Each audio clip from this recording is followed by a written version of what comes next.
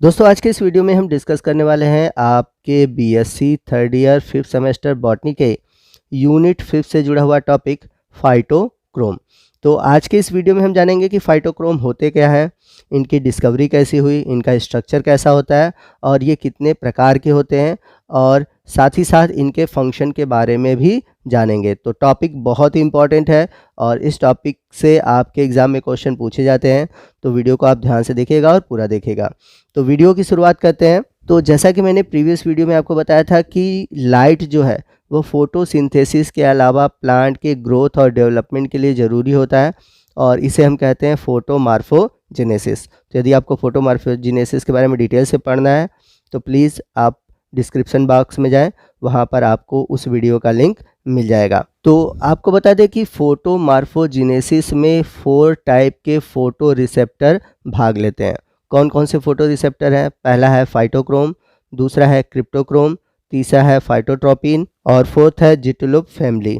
तो आज के इस वीडियो में सिर्फ हम बात करेंगे फाइटोक्रोम की, क्योंकि फाइटोक्रोम जो है यही आपके सिलेबस में मेंशन है।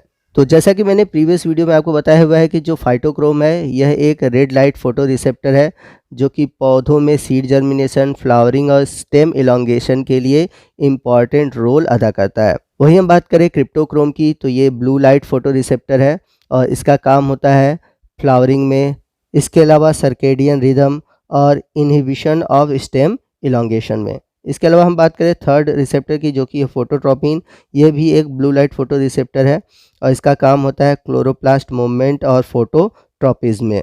इसके बाद है फोर्थ है जेटुलुप फैमिली, जो कि एक ब्लू लाइट फोटो रिसेप्टर है और इसका मेन रोल है सर्केडियन रिदम में और कंट्रोल ऑफ फ्लावरिंग में। तो इस फिगर में आप ब्लू लाइट फोटो रिसेप्टर देख सकते हैं, क्रिप्टोक्रोम है, फोटोट्रोपिन है, जिटुलुप फैमिली है। इसके अलावा रेड लाइट में आपको फाइटोक्रोम देखने को मिलेगा जो कि रेड और फार रेड लाइट को एब्जॉर्ब करता है।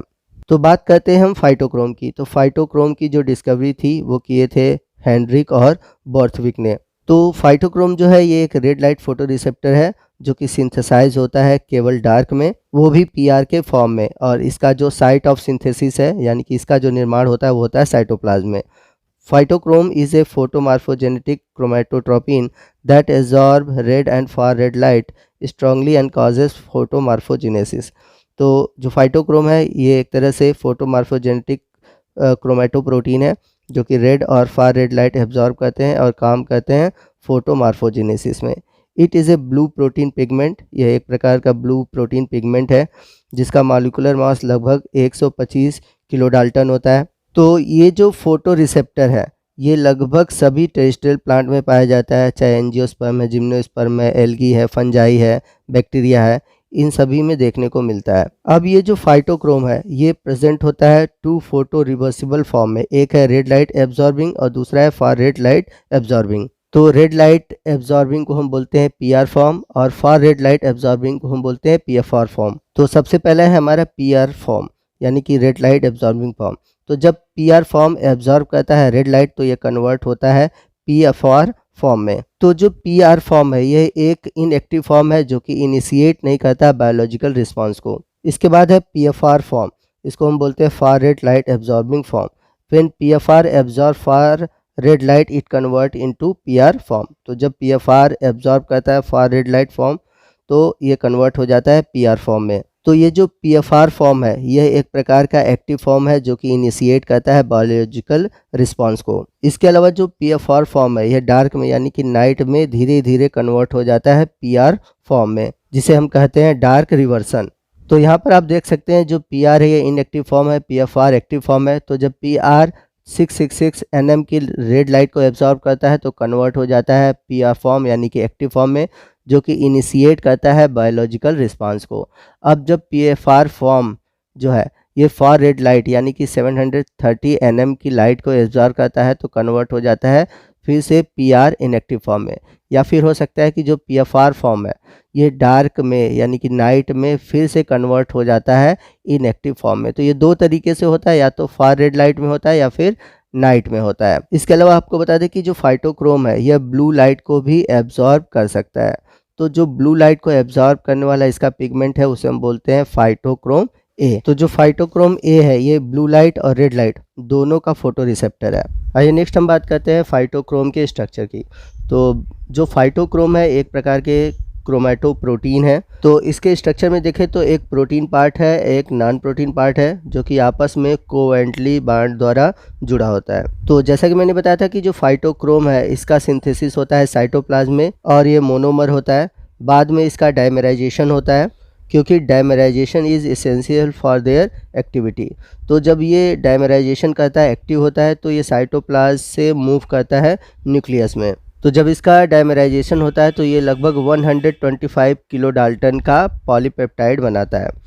तो इसमें जो पिगमेंट होता है जिसे हम बोलते हैं क्रोमोफोर, तो ये जो क्रोमोफोर होता है इसे हम फाइटोक्रोमोबिलिन भी कह सकते हैं, और ये सिमिलर होता है मैमेलियन में जो बाइल पिगमेंट पाया जाता है बिलिरुबिन के। तो यहाँ पर आप फाइटोक्रोम का स्ट्रक्चर देख सकते हैं डाइमर के रूप में। यहाँ पर एन टर्मिनल है और इधर सी टर्मिनल है। एन टर्मिनल को हम बोलते हैं फोटोसेंसरी रीजन और सी टर्मिनल को बोलते हैं रेगुलेटरी रीजन। तो जो फोटोसेंसरी रीजन है इसके पास 3 डोमेन होते हैं, पास, गाफ और फाई।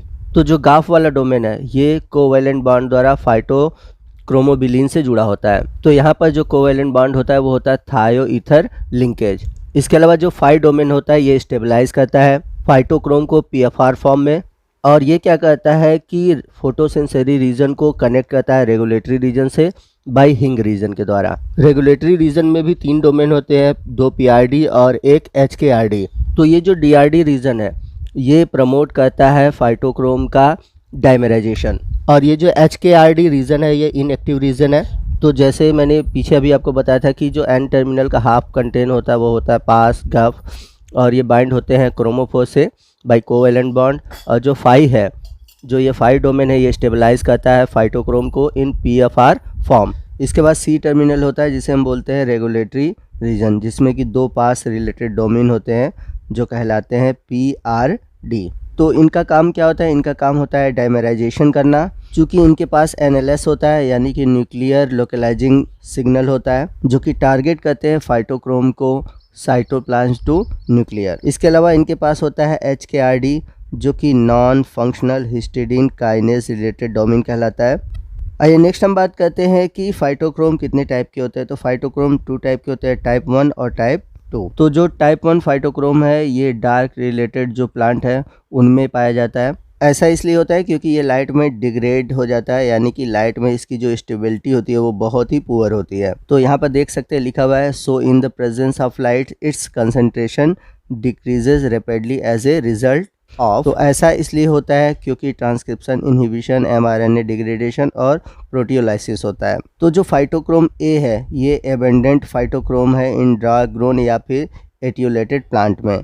तो टाइप 1 का जो एग्जांपल है वो है फाई ए, और ये फार रेड लाइट को एब्जॉर्ब करता है। वहीं बात करते हैं हम टाइप 2 की, तो ये लाइट में पाया जाता है, यानी कि लाइट ग्रोइंग प्लांट में पाया जाता है, और इसमें ये बहुत ही स्टेबल होता है लाइट में। तो जो टाइप 2 है ये एक तरह से रेड लाइट को एब्जॉर्ब करता है। इसके एग्जांपल है 5B, 5C, 5D और 5E। और आपको बता दें कि जो 5B है ये मोस्ट एबंडेंट फाइटोक्रोम है जो लाइट ग्रोइंग प्लांट्स है।